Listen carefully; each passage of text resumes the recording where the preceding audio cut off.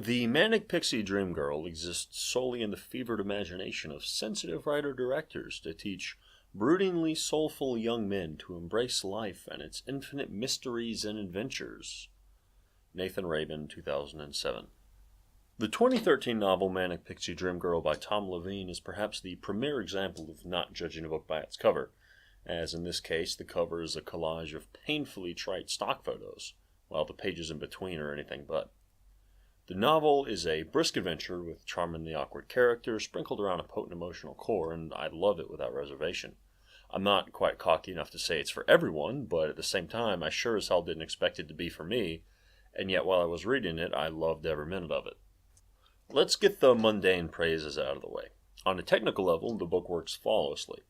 The story begins in medias res with our protagonist and narrator, Tyler Darcy, drinking late at night in a park with his friends Robbie and Justin. To fill us in on events before the night at the park, Leveen makes gratuitous use of flashbacks to shuffle us back and forth between the past and the present. The core conflict is basically revolves around a love triangle between Tyler, Sydney, who is Tyler's girlfriend, and Rebecca, Tyler's crush of legendary proportions. And it's all believable in that cringy, uniquely teenage way. And on a similar note, the camaraderie that Tyler has with Robbie and Justin is genuinely heartwarming at times. You'll hear me describe many things about Manic Pixie Dream Girl as teenaged, and that's deliberate. Leveen is able to capture so much of what makes that age awkward, from Tyler's semi-ironic self-criticism to how nobody quite gets everyone else's pop culture references. It never really overshadows the rest of the novel, thankfully, but its inclusion grounds the story and makes the characters feel like teenagers instead of simply being characters that are teenaged, if that makes any sense. I'm sure most of you groaned when I brought up the flashbacks, but Leveen makes that trope bend to his style remarkably well. Each flashback in time is clearly marked, and they each progress in chronological order. Because of this, the focus is always on what happens in each scene rather than when each scene happens. This clarity in turn allows Leveen to double down on his already efficient writing style and just pack the rest of the space with super crisp characterization and what feels like a little micro cliffhanger at every page break. And Leveen's eye for detail is also something that I feel like I need to touch on. For example, every so often during the present day drinking at the park, Tyler just uses the phrase "no big" in conversation. In the same way we would use "no big deal" or whatnot. But he never seems to use this phrase during the flashbacks. Then, as the flashbacks progress and we come to meet Rebecca, we find out that the phrase "no big" is already in her diction and that Tyler picked it up from her as they spent time together. So this level of detail couples with the smoothness of the dialogue and the character writing to make the page-to-page reading just as enthralling as the overarching story. So if this were a review, I'd give it a solid 4 out of 5, highly recommended. And that's pretty much all that I'm willing to say without spoilers, and the rest of this video basically assumes that you're familiar with the book. If you're not familiar with the book, it's like $5. What are you waiting for? At first glance, the primary love interest, Rebecca Webb, makes the title of the novel seem discordant and odd.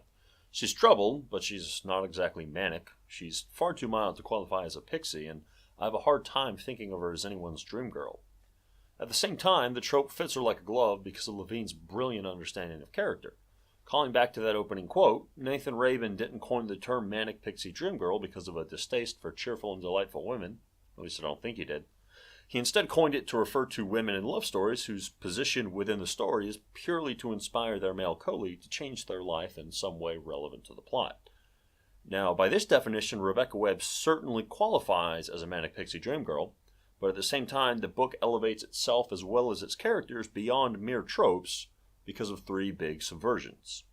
Let's take the first big subversion of the novel. Rebecca Webb isn't the only character lacking in agency. The protagonist of the novel, Tyler Darcy, is as well. Robbie becomes Tyler's best friend purely because they happen to sit together on the bus and live near one another. Sydney becomes his girlfriend purely because of her aggressive personality, and hell, Rebecca doesn't even know who Tyler is until Sydney approaches her to tell her to stay away from Tyler. Most of the plot is Tyler being dragged around by his less timid friends, and the climax is predicated on him mustering the courage to change his life into what he wants it to be. My favorite example of this is during what Robbie and Justin referred to as the shower incident. After the one act plays, Justin and Becky are unwinding in her room, and to deflect an awkward question, Becky just ups and takes a shower in the presence of Tyler and doesn't even bother closing the damn door. It's one of the more original invitations that I've heard of, but Tyler doesn't do a thing. He just sits there like a jackass while his inner monologue kicks into high gear. It's a really interesting little character moment, especially when Justin adds his commentary on it later, but it's also telling in the sense that our co-leads both expect the other to be the leader.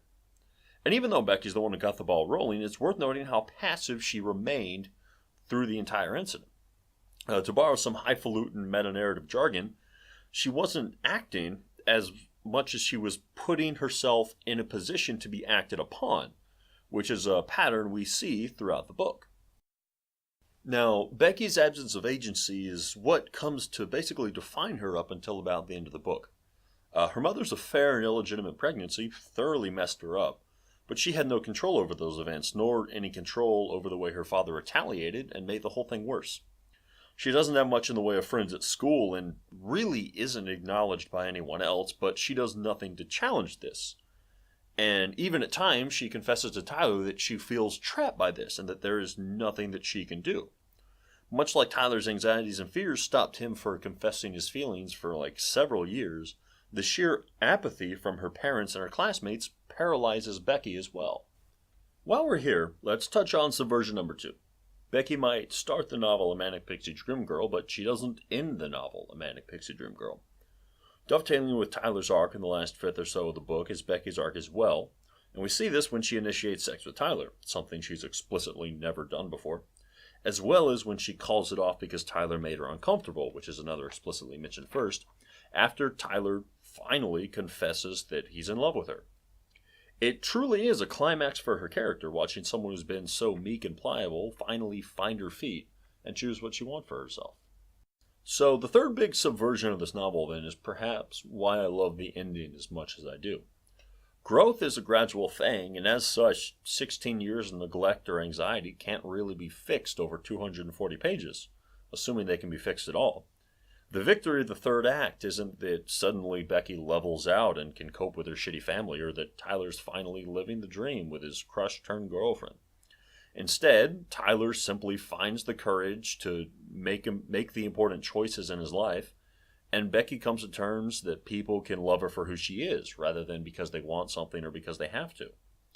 These are small victories compared to most other stories, but the tone of Manic Pixie Dream Girl is so grounded and so intimate that Leveen is able to show the true value of these victories, no matter what happens over the next day.